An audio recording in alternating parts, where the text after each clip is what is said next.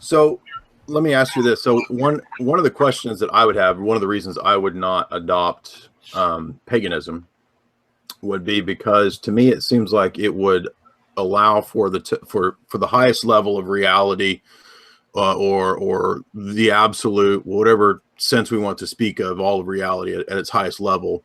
If you even think that's possible, I would say that it seems to leave it under the dominance of chaos. And so ultimately it seems to me that whatever your view of paganism is, or neo-paganism, or whatever, any kind of those, ultimately we get sort of chaos. Now maybe somebody wants to go down that road, but to me it seems like, how could we have any kind of principles, order in nature, these kinds of things, if we believe that ultimate reality is at root not only chaotic but also impersonal? So to me, it seems like the impersonal then sort of triumphs over the personal. Well, I wouldn't say that paganism is impersonal. What I would say is this, though. Order arises out of chaos. It had to have been. Even if you're a total atheist, you have to then grapple with the fact that out of a roiling stew of nothingness that was completely chaotic or didn't exist at all, we have all of orderly existence, or so-called order, around us. Even the most hardline atheist has to grapple with that, and that's why one major reason I'm not a hardline atheist or something like that. I would say that paganism, in the sense of adopting chaos and not just entirely an orderly nature, is actually closer to reality. When we look at nature, chaos is a natural part of it. You need chaos. You need renewal. If we look around us, there's nothing that's permanent. It has to be recycled, or it becomes old and gangrenous and messed up, really. If you have a life form live too long, it becomes cancerous and leprous and sick. It becomes slow and weak.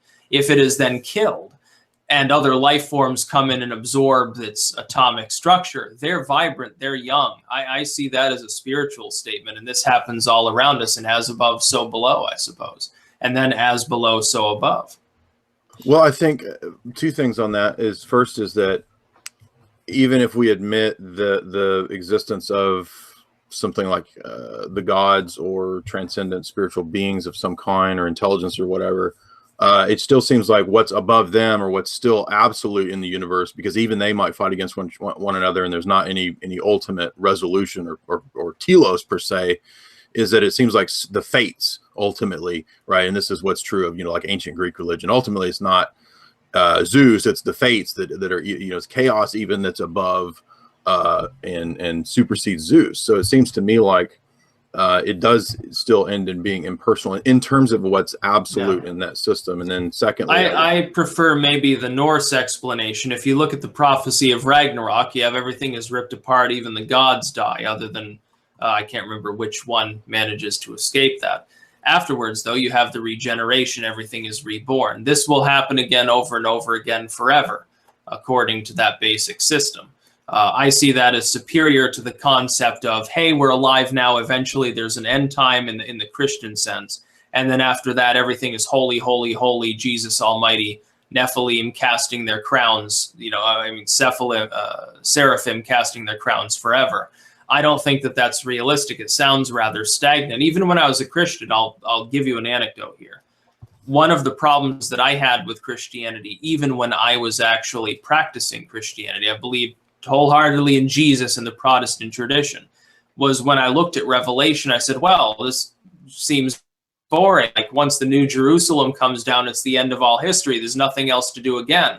There's no more battle to fight. There's nothing exciting to do. It's just basically, hey, I'm sitting here, I'm necrotic and lazy and stagnant in this big golden cube for the rest of eternity. There's nothing to do. Eventually, I'm going to see every room in this golden cube.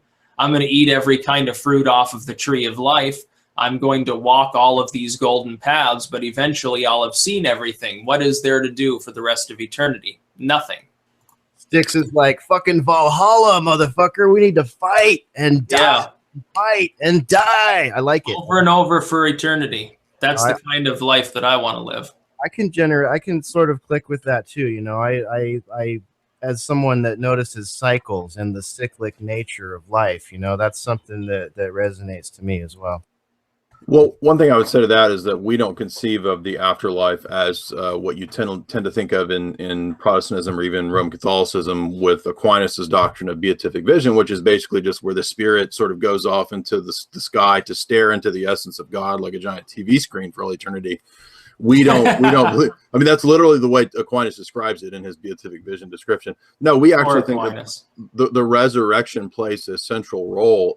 This is a big difference between Orthodoxy and Catholicism, is that we are actually resurrected in the bodies that we're in now. You know, Christ, when he was resurrected, it was the same body, and he was able to actually do things that he wasn't previously able to do. So for us, a new heavens and a new earth actually means this entire cosmos, and then being able to sort of rebuild what was intended in Eden to begin with. So the Orthodox Jesus is David Bowie, essentially. I can get behind that. That's like the Ascension. It's like No, not to be disrespectful, but so in the Orthodox tradition, okay, you die, New Jerusalem comes down, it's the end of all time, new cosmos, New Jerusalem comes. If I were like a saint or something, if I embraced the Orthodox Jesus and did everything, could I fly around the cosmos then as like a weird disembodied space vampire? Well, you wouldn't be disembodied. You would have your body. And in fact... Oh, well, that sucks. It'll have to grow old and die again. Well, no. We think that the body was made to be immortal. That was the purpose of the resurrection was... yeah, that's better than the Catholic tradition, at least. I think there is a lot to be said for the Orthodox conception of the eschaton. And one problem with the idea of eternal return, or the sort of ancient Greek idea of constant death and rebirth, and reading that into eternity, is that from a philosophical perspective, I don't see how it avoids like Zeno's paradox from like ancient Greek philosophy. If we follow that line of thinking, it seems to line up with Zeno's paradox, which is just the idea that change is all illusion, because if we're all going to be back doing the exact same things over and over, like Nietzsche's eternal return or something, to me, it seems like change isn't real. Do you see what I'm saying? Yeah. My own belief, correct me if I'm wrong, is similar to that, which is uncontrollable reincarnation. Essentially, you will live all possible lives for eternity, if that makes sense. I don't believe that there's any escape from mortality. It would be nice, if you could become truly immortal and just be sort of godlike and do whatever you wanted. That sounds pretty cool. But even that might get old after a while. Yeah, well, yeah, okay. I mean, I guess the problem I'd have with that would be it's kind of like multiple worlds type view or something. I mean, yeah, string theory plays a part in it. It seems like at that point, just by logic, like you that's not you. I mean, to be Styx is the guy who went through what he's been through. I mean, that's a part. But maybe there's a higher self that has all these incarnations, and these are just meaningless, automatons, basically robots that my true self happens to inhabit. Maybe I'll be you in the next life, and I'll be on the other side of the conversation listening to myself, and it'll be very surreal. It'd be it'd be very interesting. Super chats. So thank you, Anthony, for that donation. Gabriel R. Salvation is an eternal movement towards God, not static. Thank you, Gabriel. Actually, I meant to mention that with Styx. Another distinction from the Orthodox view, actually, I kind of brought it up, but the Orthodox eschatology, since we're resurrected, we believe that there's kind of a continual movement, and it's not like the Platonic stasis, so very distinct. So thank you for that. Next is at Styx. Your belief in reincarnation is based on a zero-sum logic of moral justice, is it not? Otherwise, are you espousing a completely desacralized and nihilistic view of reincarnation? It's, basically is a pointless view of reincarnation. You simply do persist. It's based on my understanding of physics. I don't believe that it's possible for the consciousness to simply be snuffed out of existence, because I believe, and it's just a belief. That's all you have to take it for. I don't have any particular proof of this. My belief is that the consciousness is itself a thing. It's not just something that we can describe as sort of an abstract. It is actually a thing. If that is the case, I don't believe that it's exempt from the laws of thermodynamics. It will be retained. If it can't be retained in one body, it'll just jump to another on another dimension or something.